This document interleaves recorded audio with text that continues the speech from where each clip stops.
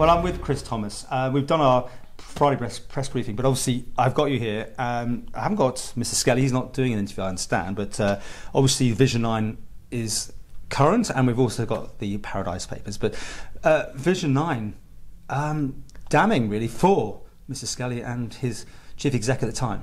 I think there's some very important issues we're going to talk about, Paul, in the light of this. But first of all, I've got to say this is a bit of a déjà vu, I think, because I think I was the first politician you had a chance to speak with after the November 2016 suspension of the working process. And at that time, I more or less said no comment. Of course, I didn't say no comment, but more or less. Well, there's always a threat of legal action, right? Yeah, I mean, it's never happened, I've got to be careful with what I say. But is there any legal action? No, I'm not going to comment on the legal action, but that's not the most important point in all of this. The most important point in this is what we've got on the table and what's going to happen next, and I want to make sure there's complete clarity about that. What we've got on the table is we've got 3 members of Tynwald who make up the Economic Policy Review Committee who've applied diligently their skills, looked at the evidence that's been submitted to them and come up with a report with over 30 conclusions and several incredibly important recommendations which will now be considered by Tynwald in January, and that's perfectly normal. There's always a 2-month delay between the report being made available and then members considering it. The other 32 members of Tynwald will have a chance to reflect on whether the conclusions by the initial 3 were the right ones when we vote on it in January. And before that, government and the departments inside government will also be preparing a response to those recommendations. And what I want to say is there's many stories in all of this rather than the one that people have focused on initially. The first one was all about Lawrence Skelly, but I'm strongly of the view that policy is more than a person, and there are many stories in this, Paul. There's stories about how council ministers works together, there are stories about silo mentality, there are stories about officers versus politicians. But somebody has to take the rap, don't they? Somebody has to be responsible, don't they? And this report clearly attributes blame. It says that the Council of Ministers was dysfunctional at a crucial moment. It says that the Council of Ministers didn't raise any issues until a certain point. It says that officers claim they didn't know, and it raises questions about that.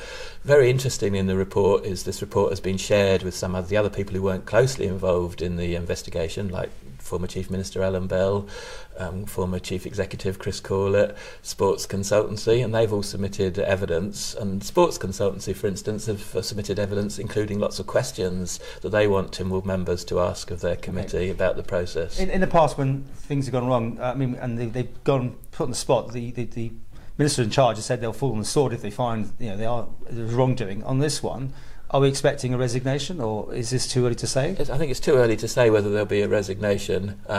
But you're right. John Shimon was the last minister I can remember who used that phrase, and at the time I went on record and said that made him automatically a good candidate for the next chief minister. He behaved very, very honourably. So that's one dimension to it. But the most important... honourability is involved in this. If someone doesn't step down and doesn't take responsibility, they're not honourable in this. It's one dimension to it all, but to get to that, you've got to weigh up the 32 conclusions, and the media today disappointingly have focused on the last of the 32 conclusions. There are 31 other ones before that, and I want to make sure that the public broadcasters and the general public take into account all of the other possible explanations. They should read the 400-page report or something. It's not. I mean, the analysis is only 40 or 50 pages, but there's loads in there, and it's not so simple as it's all Lawrence Skelly's fault. That is completely wrong narrative, and I want to make sure that this is looked at in terms of government.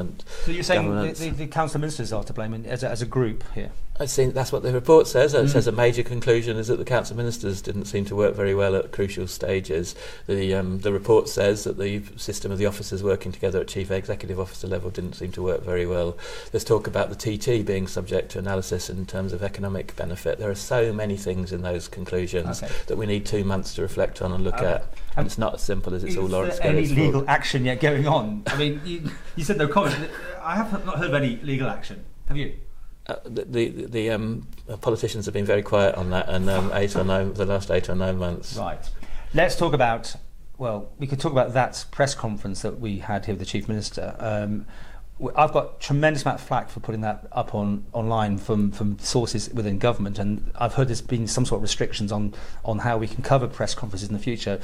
I trust that's not true, that we will be allowed to, if it's a press conference, we're allowed to film and take that Would you see that as part of the freedom of the press? Well, freedom of press is absolutely vital. It's fundamental to any functioning democracy. So I'm sure there are people who are reflecting on how that press conference went. I know there are, but it's absolutely vital. We'd have to walk out if they put those. I'd have to walk out. No, if they put restrictions on, I can't film that, or you can't do that. You know me, I don't get angry with you after the event. Whatever you ask me, you constantly surprise me with different questions in different areas, and that is very important. On the flip side to that, though, is I do think, and I said this first in my Liam Doan address that Mr. Moffat invited me to give on 2nd of January, what we need responsible politics. Alongside that, we need responsible journalism, and we need responsible commentary on public policy. I don't edit anything. I just point the camera and I filmed what went on. That's called shooting the messenger, as far as I'm concerned. If there's any repercussions on us. 30 years ago, I actually had a very good friendship with a person who worked in the BBC studios, and at the time, I decided I much preferred live radio broadcasts and this sort of interview. I even got to go on Bloomberg in the day, because where I worked in the middle of London, and to me, that's much fairer because you do get a chance to ask the question and people can watch you. And we don't answer it. That's the plan. That's I make a mistake. That's the only thing. But having said that, I hope the public will understand that a big organisation of 7,500 people running a country with all elements of public policy is going to have a communications approach to it as well, and that's helpful because we get a grown-up debate about important public policy issues. Let me ask you a question now. This is to you. Do you think the Chief Minister was right in responding, going on Panorama when he didn't even know what the allegations were? And of course the press conference the day before was even more bizarre because he didn't even know what was going to happen that next day. Do you think he should have done it? I think I had some concerns at the time, but with hindsight it seems to have been the right thing to do. In terms of execution, I think the Chief Minister would like me to say that I don't think he thought it was his finest moment, and I think he did very, very well against, and it almost felt as if it was against John Humphreys, and I think it's disappointing that happened in the way it happened, but I do think freedom of the press is absolutely vital, and I do think that was a difficult moment in government communications, and I think episodes will be different in the future. Correctly advised or advised wisely to do all this media, because you didn't see the Chief Minister of Jersey or Guernsey going in front of the cameras or on that particular programme. It almost, in a view, created the Isle of Man as the centre of that story because they had more to go on, more bits to fill with, and certainly the Chief Minister got his 90 seconds worth, didn't he? We'll see, and we don't know what sort of access. Would you have done it? Would I have? I think I'm sitting here with you now, so in that sense, but would you? And your cameras are running, so in that sense, it's the same situation. No, it's different. Would you have gone on Panorama? On that basis, you didn't know what the allegations were. I think I have an office quite close to the Chief Minister's, and I do know that for 6 months before that, journalists from France, from Italy, from Germany, from the UK were all over him. And there comes a time when your advisors have to say, "You look sheepish. You look. You're not giving. We have to go on and say something." So you get media training still, don't you, from London? I've had one part of media training, and I've always valued the commentary I've got from our own communications team. So and you teach me things. You tell me afterwards how I'm not like other politicians and so on. And I don't. Can I finish with a positive note? We filmed you properly. We had sound and everything last Tynwald, and that was quite a revelation. I put up all. I think it was mad in the end. But 30 questions I think we had in the end out of 31.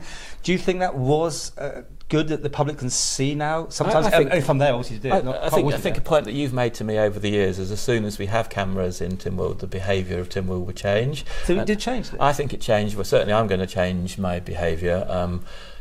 Seeing me and my colleagues in a similar context, not quite as, because we haven't got the equipment that they've got in the other parliaments around the British Isles, but to me, I'm going to change the way that I act inside the chamber, because there's always the risk that it'll end up on Paul Moulton's television. Well, I don't know any of that either. But do you think eventually though there should be proper cameras and then we've talked about this over the last 3 years, and I definitely think that's the case. I definitely think it's helpful. I don't think it's ever going to be very popular. I don't think we're ever going to get in your top 30 as each month for having. I think one did actually about the withdrawal of the UK pound coin. So one of those things. But to me it's helpful because when you watch Theresa May at the dispatch box opposite Jeremy Corbyn, one thing I notice is that they have to be much better briefed, and they have to be much more on the topic than the public have the impression that we are, because we're looking at notes, and that's a very important thing that I got from it. And this sort of opportunity is helpful in understanding your politicians and the way that public policy develops as well, because as you say, it's live and you play it warts and all afterwards. So in summary, I think we can all, in terms of Paradise Papers, I'm never going to call it Paradise Papers. This is the last time I say the word Paradise Papers. You call it what? Paradise Papers is about theft. It's about data theft. And the other word that I want to stop people using, yourself and other people, is the word offshore financial centre. I mean, that is what the IMF. I thought you were going to say tax haven, actually. Tax haven, secrecy jurisdiction. They're way off limits, but offshore financial centre, the whole point about our GDP, as we've been discussing today, is that we have more than half our national income from sectors that are not financial services now. We've got a very diversified economy. So the word that we should be using, international business centre, and the